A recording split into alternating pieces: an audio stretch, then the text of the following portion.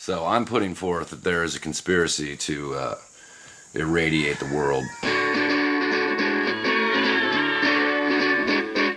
Yeah, you know why? Because they're fucking doing drugs, dude.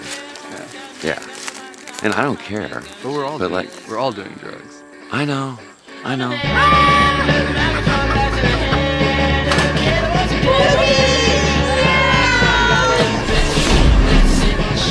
We're living the first period of humanity where one can take the best of each culture. And it's a time for it, because it's urgent.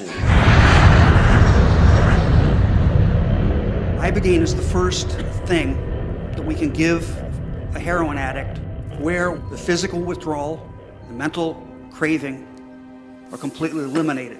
The real you is something we have pain to find sometimes. We go through alcohol, we go through cannabis, we go through drugs, we go through women, through gambling. It's a search of sacred. Nick, what is reality? What the fuck do you think? I'm just gonna keep making your little movie? What do you guys think of Ross? Everything is a good guinea pig. I said the whole prayer and I asked for it to help me.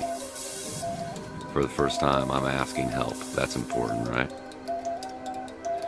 So if you want to look at me as humanity,